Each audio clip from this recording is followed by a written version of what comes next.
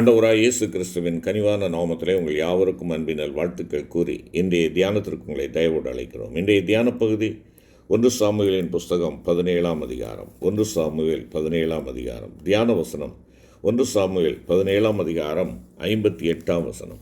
1 Samuel 17 வசனம் 58. வாலிபனே, நீ யாருடைய மகன் என்று அவனை கேட்டதற்கு தாவீது, நான் பெத்லெகேம் ஊரானாயிருக்கிற உம்முடைய அடியானாகிய ஈசாயின் மகன் என்றான். நான் பெத்லெகேம் ஊரானாயிருக்கிற உம்முடைய அடியானாகிய ஈசாயின் மகன் என்றான். அருமையான கர்த்தருடைய பிள்ளைகளே, இந்த 1 சாமுவேல் 17ஆம் அதிகாரம் நாம் சிறுவயதிலிருந்து இந்த வரலாறு அல்லது கதை என்று சொல்லுவோம். தாவீது கோலியாத் கதை. இந்த வரலாறு, இது கதை அல்ல, வரலாறு. இவைகளை நாம் சிறு வயதிலிருந்து கற்று வந்திருக்கிறோம். இங்கே இந்த வசனம் என்னை மிகவும் அதிகமாக கவர்ந்த ஒரு வசனமாக காணப்படுகிறது. நீ யாருடைய மகன்? கேள்வி. பதில் எப்படி இருக்கிறது? நான் பெத்லெகேம் ஊரானாயிருக்கிற உம்முடைய அடியானாகிய ஈசாயின் மகன் என்று அவன் சொல்லுகிறான். நீ யாருடைய மகன்? இங்கே அவன் சொல்லுகிறான் பெத்லெகேம் ஊரானாகிய என்று சொல்லுகிறான். ஊர் சொல்லும்படியாய் வாழ்பவனாய் தன்னை அறிமுகப்படுத்துகிறான். ஊர் சொல்லுகின்ற ஒரு கிருபை. தன்னுடைய சொந்த ஊரை அவன் சொல்லுகிறான். பெத்லெகேம் ஊரான், பெத்லெகேம் ஊரான். அருமையான தேவ பிள்ளைகளே, அருமையான சகோதரா சகோதரி, அன்பான வாலிப தம்பி தங்கச்சி, உன்னை பார்த்து இந்த உலகம் கேட்கிறது, நீ யாருடைய மகன்? உன்னை பார்த்து உன் நண்பர்கள் கேட்கிறார்கள், நீ யாருடைய மகன்? நீ சொல்ல முடியுமா? உன்னுடைய சொந்த ஊரை சொல்ல முடியுமா? எது உந்த சொந்த ஊர்? உலக பிரகாரமாக இருக்கிற உன்னுடைய சொந்த ஊர் அல்ல. நான் பரலோகத்திற்கு சொந்தமாய் வாழுகிறவன் என்று சொல்ல முடியுமா? நான் பெத்லெகேம் ஊரான் என்று சொல்லி அவன் சொன்னான். அப்பத்தின் வீடு. பெத்லெகேம் என்பதற்கு அப்பத்தின் வீடு. நீ நானும் செல்ல இருக்கின்ற நம்முடைய சொந்த வீடு எங்கே இருக்கிறது? எந்த ஊரில் இருக்கிறது? பரலோகத்தில் இருக்கிறது. அங்கு பசி கிடையாது, தாகம் கிடையாது.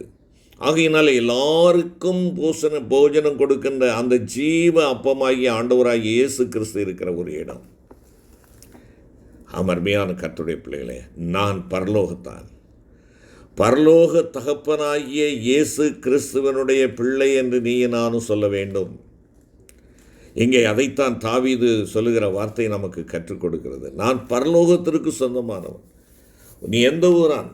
நீ எந்த நாட்டுக்காரன்? நீ யார் என்று கேட்கிற இந்த உலகத்திற்கு நான் தேவனுடைய பிள்ளை.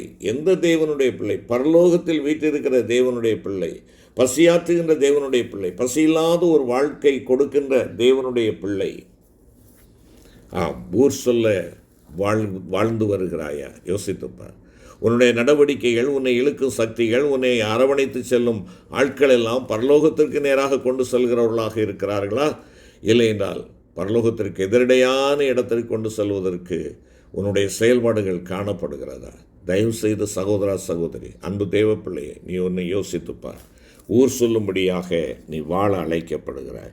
நான் பரலோகத்திற்கு சொந்தக்காரன் என்று சொல்ல நீ அழைக்கப்படுகிறாய்.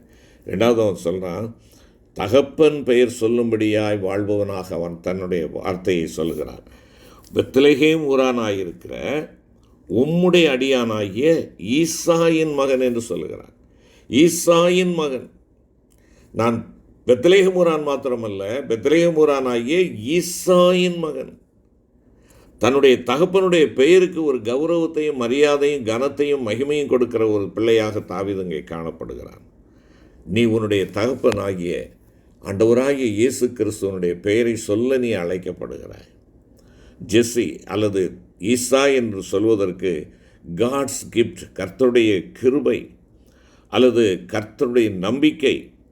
இன்னும் சொல்ல வேண்டுமென்றால் தேவன் இருக்கிறார், ராஜாவாக இருக்கிறார் என்று சொல்லக்கூடிய பல பொருள் அதற்கு அடங்கி இருக்கிறது.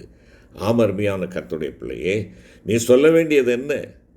நான் கிருபையை பெற்ற தேவனுடைய பிள்ளையாக நான் இருக்கிறேன். நான் கிருபையை பெற்ற தேவனுடைய மகன். நான் தேவனுடைய அன்பை பெற்ற தேவனுடைய மகன். பெயர் சொல்லும்படியாய் வாழ்பவன். தாவீது பெயர் சொல்லி வாழ்ந்தான். நான் ஈசாயின் மகன், பெத்லெகேம் ஊரானாகிய ஈசாயின் மகன். அருமையான வாலிப தம்பி தங்கச்சி, நீ யாருடைய மகன் என்று அறியப்படுகிறாய்? அக்கிரமம், ஆகாமியம், துன்மார்க்கம் இவைகளிலே உன்னை உழன்று கொண்டு இருக்கிறாயோ? உன் தேவனை நோக்கிப்பார். உன் தகப்பனை நோக்கிப்பார். தகப்பனுடைய பெயர் சொல்ல வாழ்வதற்கு உன்னையும் என்னை நாம் அர்ப்பணிக்க வேண்டும். நாம் ஒருவரோடு சண்டை போட்டு கொண்டு இருப்போம் என்றால் இவர்கள் வேதக்காரர்களா என்று நம்மை குறித்து கேவலமாய் ஏளனமாய் பேசுவதற்கு இடம் கொடுக்கிறோமா? இவர்களெல்லாம் பைபிளை தூக்கிட்டு கோயிலுக்கு போக வேண்டுமா? வெளியே பார்த்தா தேவதூதர்களைப் போல இருக்கிறாங்க, ஆனால் அவர்கள் பிசாசை விட மோசமாக அவருடைய வாயின் வார்த்தைகள் இருக்கிறது, அவருடைய செயல்பாடுகள் இருக்கிறது என்று சொல்லி என்னை குறித்தோ உன்னை குறித்தோ சொல்லப்படும் என்றால் எவ்வளவு வேதனை. தகப்பனுடைய பெயரை அறிவிக்கிறவனாக நீ வாழ்ந்து கொண்டு இருக்கிறாயா? நான் கிறிஸ்தவன், கிறிஸ்து என்னில் இருக்கிறார், நான் கிறிஸ்துவை உடையவன், கிறிஸ்துவை சுமந்து செல்பவன், கிறிஸ்துவின் ஆளுகைக்குள் இருக்கிறவன், கிறிஸ்துவனுடைய கிருபையினாலே மீட்கப்பட்டவன், கிறிஸ்து வரப்போகிறார், அவரை சந்திக்கப் போகிறேன் என்று சொல்லுகின்ற அந்த நம்பிக்கை உரியவன், ராஜாதி ராஜாவினுடைய ஆளுகைக்கு என்னை ஒப்புக் கொடுத்தவன். பிரியமான கர்த்தருடைய பிள்ளையே, நீ யார்? தம்பி நீ யார்? தங்கச்சி நீ யார்? அருமையான சகோதரியே சகோதரா நீங்கள் யார் என்று கேட்கிற கேள்விக்கு நான் தேவனுடைய பிள்ளை, இயேசு கிறிஸ்துவனுடைய பிள்ளை, தகப்பன் பேர் சொல்ல தயக்கமாக இருக்கிறாயா? உன்னை ஆட்கொள்ளும் தேவனாக, உன்னை ஆட்கொள்ளும் ராஜாவாக அவரை நீ ஏற்றுக்கொள்வாய் என்றால் தயக்கமே கிடையாது.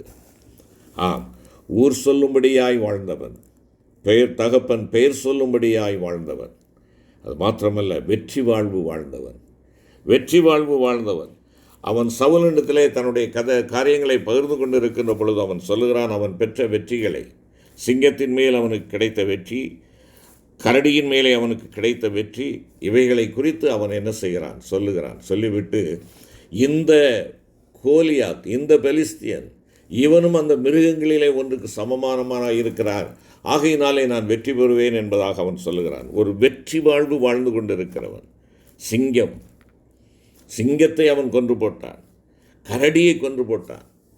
ஞான கர்த்தருடைய பிள்ளையே, சிங்கம் உன் வாழ்க்கையிலே உன்னை துரத்தி கொண்டு வருகிறதோ, அந்த சிங்கத்திலிருந்து நீ விடுதலை பெற முடியாமல் இருக்கிறாயோ, ஒருவேளை வெர்பலாக சொல்லப்படுகிற வார்த்தையின்படியான சிங்கமாக இல்லாமல் இருக்கலாம், ஆனால் சிங்கத்திற்குரிய குணாதிசயங்கள் உன்னுடைய வாழ்க்கையில் இருக்கிறதா?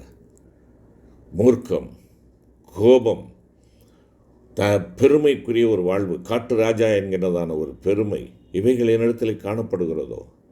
மூர்க்கமாக எதை எடுத்தாலும் ஒரு சாதாரணமாக சாந்தமாக பதில் சொல்ல முடியாமல் மூர்க்கமான வார்த்தைகளை பேசுகிறேனோ, கடினமான வார்த்தைகளாலே மற்றவர்களை சாடுகிறேனோ? யோசித்துப்பார். சிங்கத்தின் பெயரிலே நீ வெற்றி பெற வேண்டும். உன்னுடைய மூர்க்கம், உன்னுடைய ஆங்காரம், உன்னுடைய அடாவடித்தனம், இவைகளிலிருந்து நீ விடுதலை பெறுவதற்கு ஆண்டவரை நீ நோக்கி பார்க்க மாட்டாயா? கோபம், எதற்கெடுத்தாலும் கோபம்.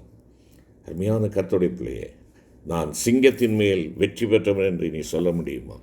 சிங்கம் அடித்து பிராணிகளையோ அல்லது மனிதர்களையோ அடித்து அப்படியே சாப்பிடும். நீ நானும் அப்படிப்பட்ட நிலையிலே நாம் காணப்படுகிறோமோ? நரமாமிச பச்சினிகளாக இருக்கிறோமோ? ஒருவரை ஒருவர் கடிந்து கொள்ளுகிறோமோ? பட்சிக்கிறவர்களாக இருக்கிறோமோ? கலாத்தியர் 5ஆம் அதிகாரம் 15வது வசனத்திலே பவுலப்போஸ்தலன் சொல்லுகின்ற பொழுது அதைத்தான் சொல்லுகிறார். கலாத்தியர் 5:15 அது சொல்லுகிறதை பாருங்கள். நீங்கள் ஒருவரையொருவர் கடித்து பட்சித்தீர்களானால் அழிவீர்கள். அப்படி ஒருவரால் ஒருவர் அழிக்கப்படாதபடிக்கு எச்சரிக்கையாக இருங்கள். பட்சிக்கிறவனாக இருக்கிறேனா? கடித்து குதறி அவர்களை வாழ்க்கையை நாசம் பண்ணுகிறவர்களாக நான் இருக்கிறேனா? சிங்கம் பட்சிக்கிறது, நரமாமிச பச்சினியாக இருக்கிறது. நீங்களும் நானும் அதே மற்றவர்களோடு நாம் தேவனுடைய அன்பை வெளிப்படுத்தவில்லைனால் நீங்களும் நானும் நரமாமிச பச்சினிகள் என்ற பெயர் அடியிலே நாம் காணப்படுவோம். என்னுடைய ஜென்ம சுபாவம், என்னுடைய இருட்டிற்கான கண்கள், சிங்கம் இருட்டிலேயும் தெளிவாக பார்க்கக்கூடிய ஒன்று. என்னுடைய கண்கள் இருட்டை நோக்கியதாக இருக்கிறதோ? யோசித்துப்பார். அவன் சொல்லுகிறான், சிங்கத்திலிருந்து நான் விடுதலை பெற்றேன், சிங்கத்தை கொன்று போட்டேன். அடுத்து சொல்கிறான், கரடியை நான் கொன்று போட்டேன். கரடி மாம்ச இச்சைகளையும் சரீரம் நாடுகிற அந்த இச்சையான காரியங்களையும் சோம்பலான வாழ்க்கையும் தெரிவிக்கக்கூடிய ஒன்றாக இருக்கிறது. தேவ பிள்ளையே, நீ பேர் சொல்லி ஊர் பேர் சொல்லி வாழ வேண்டியவன், தகப்பன் பேர் சொல்லி வாழ வேண்டியவன். தகப்பன் மரணத்தையும் பாதாளத்தையும் ஜெயித்த தேவன். இந்த கரடி உன்னுடைய வாழ்க்கையிலே உன்னை துரத்துகிறதோ, அவைகளிலிருந்து வெற்றி பெறுவதற்கு அவரை நோக்கிப்பார். உன்னுடைய இச்சையான காரியங்கள், தேவையற்ற உன்னுடைய கண்களின் இச்சை, மாம்சத்தின் இச்சை, ஜீவனத்தின் பெருமை, இப்படிப்பட்டதான காரியங்கள் உன்னை வேதனை கொடுத்து கொண்டு இருக்கிறதோ, விடுதலை பெற முடியாமல் இருக்கிறாயோ. கரடி இருந்த இடத்திலேயே அசைந்து கொண்டே தன்னுடைய வாழ்க்கையை நடத்தி கொண்டிருக்கும். சோம்பலான வாழ்க்கை, மாம்சிகமான ஒரு வாழ்க்கை. இனி நீ உட்கார்ந்த இடத்தை விட்டு எழுந்திருக்க முடியாமல் உன்னுடைய கை அந்த கரடியாலே கட்டப்பட்டிருக்கிறதா? கரடியின் குணாதிசயம் இருக்கிறதா? உன்னுடைய கையில் இருப்பது என்ன? தொலைபேசி, அலைபேசி அல்லது வெப்சைட், இவைகளிலே நீ அசை போட்டு கொண்டு உன்னுடைய வாழ்க்கையை நீ அடிமைத்தனத்திற்குள்ளாக்கி கொண்டிருக்கிறாயோ. அப்பாவை நோக்கிப்பார். விடுதலை நாயகன் அவர்தான். இவன் சொல்லுகிறான், ஜெயிக்க பிறந்தவன், சிங்கத்தை கொன்றவன், கரடியை கொன்றவன், இப்பொழுது உலகத்தை நான் கொன்றவனாக நிற்கிறேன், உலகத்தை கொன்றவனாக இருக்கிறேன். இங்கே கோலியாத் மாம்சம், அதாவது உலகத்திற்கு ஒப்பிடப்படுகிற ஒரு காரியமாக காணப்படுகிறது. சுயபுத்தி, சுயபலம், தன்னை சார்ந்திருத்தல், உலக ஞானம், இவைகளெல்லாம் உலகமாக இருக்கிறது. இன்று உன்னுடைய புத்தி தான் மேன்மைக்குரியதாக நீ எண்ணிக்கொண்டிருக்கிறாய். உன்னுடைய சுயபலத்தை நீ நம்பிக்கொண்டிருக்கிறாய். உன்னுடைய ஆள்பலத்தை நம்புகிறாய். உன்னுடைய பணபலத்தை நம்புகிறாய். உலகத்தை சார்ந்திராதே. வாலிபனே, நீ யாருடைய மகன்? நீ யாருடைய மகன்? தானியேல் ஒரு வாலிபனாக கைது செய்யப்பட்டு பாபிலோனுக்கு கொண்டு வரப்பட்ட பொழுது தன்னுடைய இருதயத்திலே திட்டம் பண்ணினான். திட்டம் பண்ணியதோடு மாத்திரமல்ல, தீர்மானம் பண்ணியதோடு மாத்திரமல்ல, தீர்மானத்தை நிறைவேற்றுகிறவனாக அவன் இருந்தான். அன்பு தேவ பிள்ளையே, நீ யாருடைய மகன்?